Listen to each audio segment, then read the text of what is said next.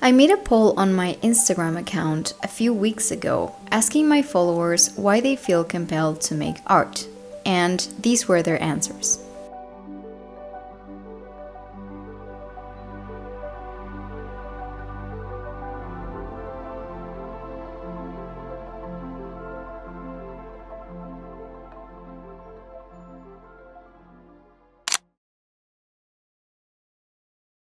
I had been wanting to make this poll for a long time because for a few years now I've lived under the impression that we're all so caught up in the daily hustle and bustle of life that we rarely have time to stop and think about why we do the things we do.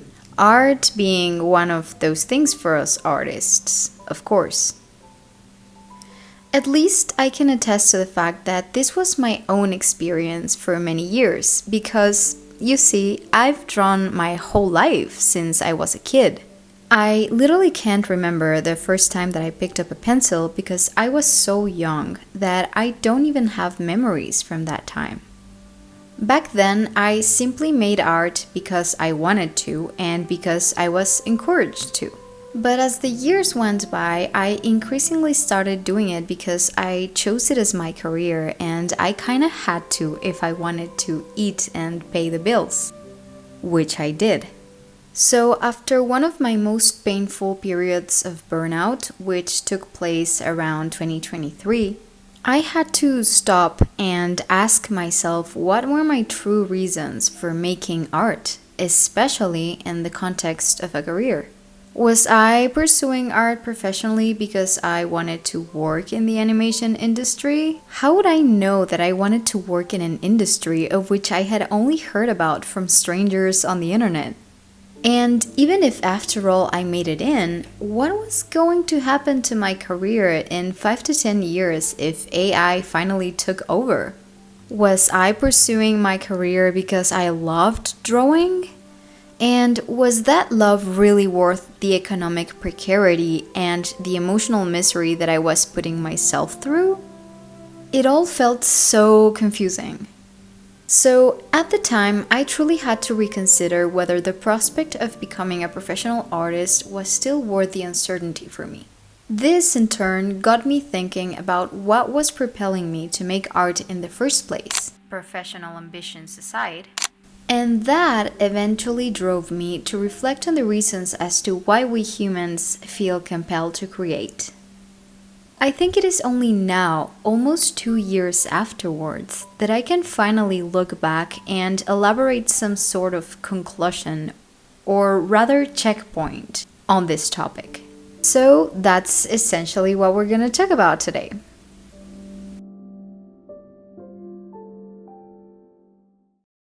Going back to the poll that I made on my Instagram, I could almost assure you that if you ask a regular artist for the reasons as to why they make art, they'll give you some sort of answer along the lines of, oh well, I really enjoy it, or I make art to better get to know myself, or it's just what I've always done, or something of the sorts.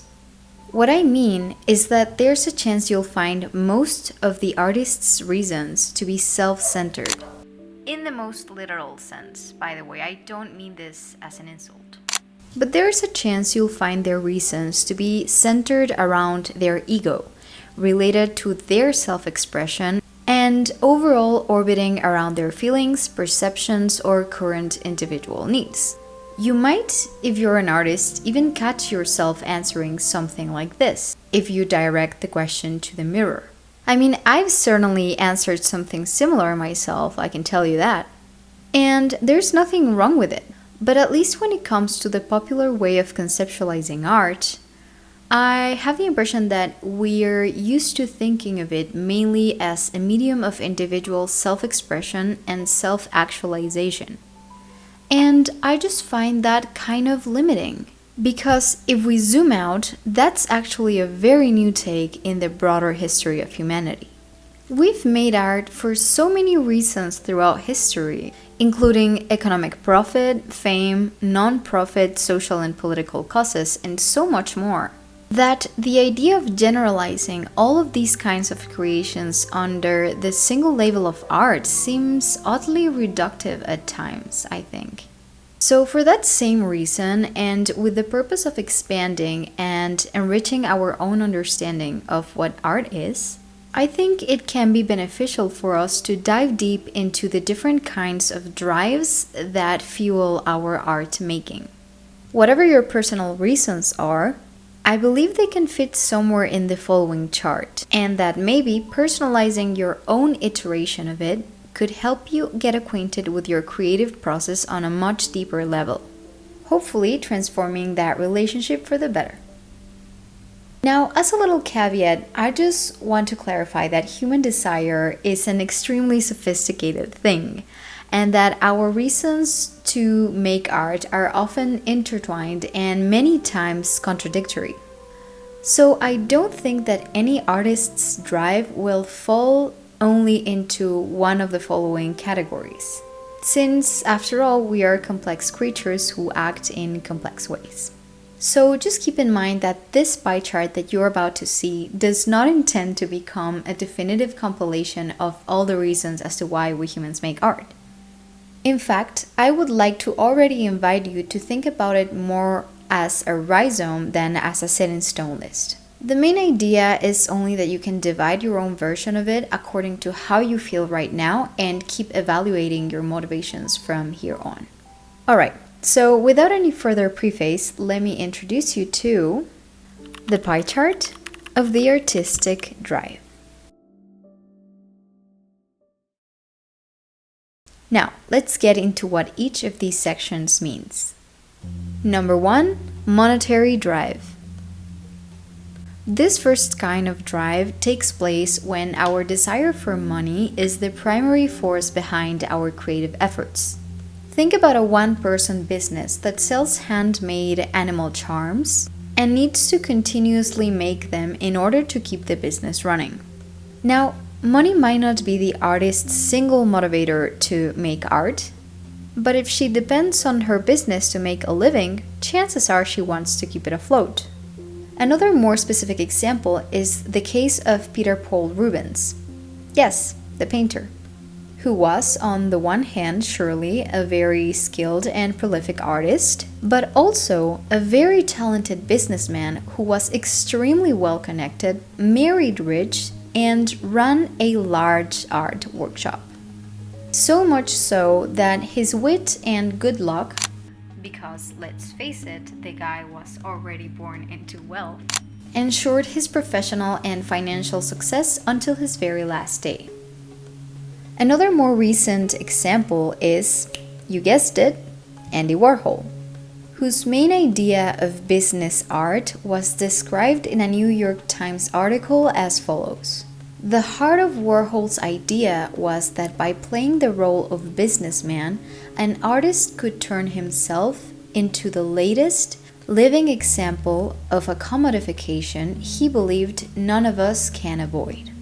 Now, it would be very oblivious of me to assume that money was the only reason why Warhol made art.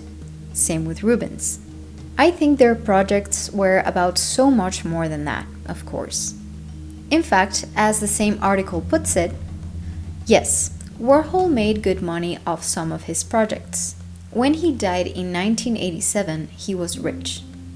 But unlike any real commercial enterprise, including the making and selling of paintings, Warhol's business art could have been a success if it had never brought in a penny. It was the performance that mattered, not its results. Yet, the reason why I'm using him specifically as an example is because in spite of these nuances, he still used his artistic production to reap copious amounts of money. And also, fame. Which takes us to the next category. Brand drive. The brand drive appears when the primary focus of our creative efforts is to satisfy the desires of an audience. So this means that their likes and preferences are prioritized above all other considerations during the artistic process.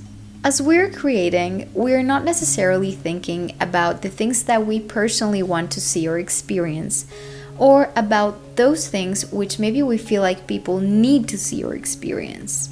Instead, this kind of art is specifically brought to life with the intent of being liked and consumed by others. It is also made with other people's perceptions of us in mind.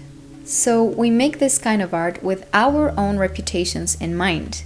And when we succeed, we earn what I call brand capital.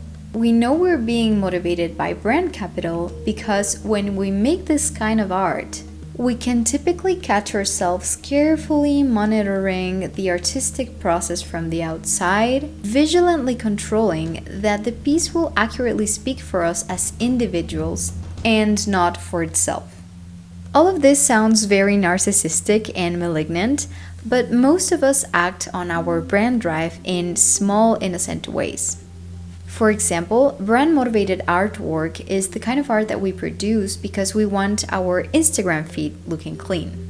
It is also the kind of art that we keep making because it falls in line with what we've always done, and it's already part of our identity. For example, maybe you've always painted flowers in acrylic, and you've always been good at it. People around you know this, and they praise you for it. And so in order to sustain that part of your identity, you keep doing it. Even if, and perhaps particularly if, you've outgrown that project and are resisting change. But what do I know about resisting change, huh? What do I know? Okay. Number 3, emotional drive. This kind of drive propels us to create not because we know a particular piece of art is going to sell well or because it's good for our brand, but rather because bringing it to life satisfies an emotional need deep inside our hearts. For example, maybe you need to find some comfort after a tough day at work, so you come home to continue a half-sketched fan art of your favorite childhood anime.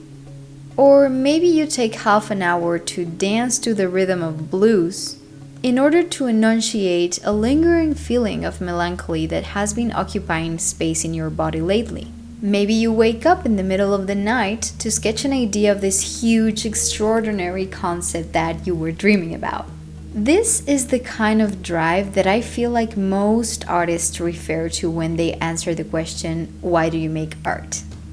I feel like we're all very well acquainted with it, so I don't think it needs much more explanation. But anyway, big or small, doesn't matter. Whatever comes deeply from the heart counts. Number 4, the spiritual drive. Okay, this is where I start to get a little woo-woo. But please bear with me for a second, because I am not a religious person at all, with all due respect to the people who are. But I do believe that the human brain is mysteriously wired to thrive on mystical experiences. Hence why I needed to include this section on my essay. So, this kind of drive takes place when we've found a purposeful calling in our work that cannot entirely be put into words, but that is definitely bigger than our own selfish interests. Again, the word selfish here is not used with any offensive intent. I simply mean to address the interests that orbit around the self. The pull of this kind of drive is so strong that we can almost feel a clarity towards the direction that we should take with our art, even if we're not entirely sure about how it's all gonna end. Now, this kind of drive makes me think of 3 very specific things. First, this portrait of Joan of Arc made by Jules Bastien Lepage. Second, a Frank Herbert's quote from the book Dune that goes like this: Paul felt that he had been infected with terrible purpose. He did not know yet what the terrible purpose was. And third, cave art. I mean, think about cave art for a second. Homo sapiens as we know it has existed for around 300,000 years following the latest scientific discoveries. And our earliest forms of figurative art date back to around 50,000 years ago, according to a BBC article from last year. As per the same article, Our oldest forms of abstract art could date all the way back to 100,000 years ago. One example of this figurative art are the paintings found in the Chauvet Cave in France, which were not made by individual artists who wanted to express themselves in a unique and highly marketable way, like one could argue that we contemporary artists are experts at. Instead, research shows that people would travel in communities for days and days into the very depths of these ancient caves just to paint animals on the walls. Now, the true reasons as to why they did this escape us completely, of course. But there's enough evidence to speculate that this might have been part of some sort of hunting ritual that took place inside the caves, and that it was a tradition that lasted for centuries, between 30,000 and 33,000 years ago to be precise, before it withered away and became replaced by others. I just feel like only our capacity for symbolic thinking and storytelling can enable the continued tradition of these kinds of rituals for such a vast period of time, you know? It's literally fantastic. Moving on to our last segment, we have the cultural or communal drive. This is the kind of drive that motivates us to prioritize the art that we want to give to the world. That which we feel like people need to see, even if most of our audience does not feel a strong desire to consume it. This is the kind of art that gets made without taking our reputation into account very much. There's no profit whatsoever to be made here, and even if there is, it's never in front of mind. For example, as a non-indigenous person yourself, you might have grown increasingly aware of the discrimination that these people face in your particular country of origin. If you're from Mexico or the US, you unfortunately know what I'm talking about.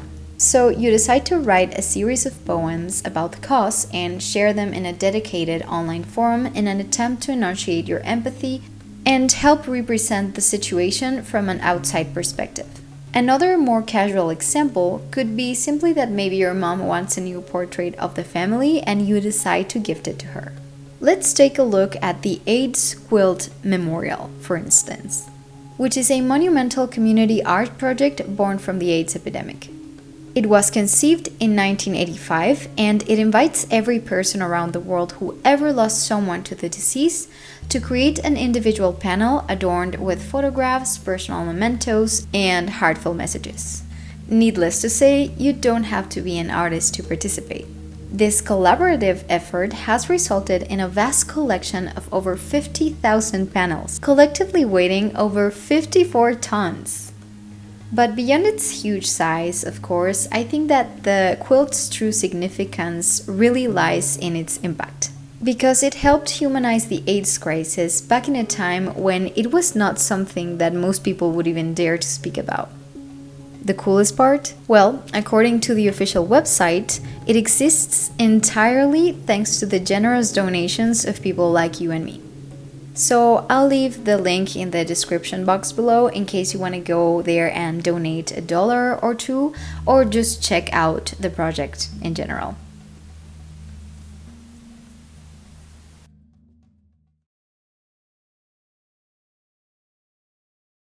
So, as you can see, self-expression is far from being the only reason as to why we humans make art.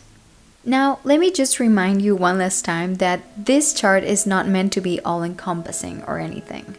You as an artist are allowed to make art for many reasons, however ominous or antithetical. This video is simply meant to be an invitation to make your own chart and to get more in tune with your own creative drives. That way, if you, like me, ever find yourself at a point in your journey in which you're only making art for the money or the brand capital that you get out of it, you can stop and ask yourself, wait, do I really want to continue down this path? Maybe yes, maybe not. I've personally discovered that I was very much stuck in the emotional/monetary/brand drives for a really long time without even realizing it. And now I'm trying to veer more towards the other two. So the spiritual and the communal drives. This does not mean that I am completely exempt from the allure of fame and money, of course. But at least I feel much more honest with myself now that I am trying to make art for reasons that deeply matter to me. And hopefully also to the world at large. So this is kinda how my pie chart looks like today. Now, tell me, what kinds of drives are propelling you to create your work? Money? Fame? Greater meanings? Some other reason that went unmentioned? Also, what do you think this says about you? Please let me know in the comments because I am rooting to know you. Alright, that was it for today. Thank you so much for staying until the end of this video. I hope you enjoyed it and I hope that you took something out of it. Yeah, that's it. I'll see you on the flip side. Bye!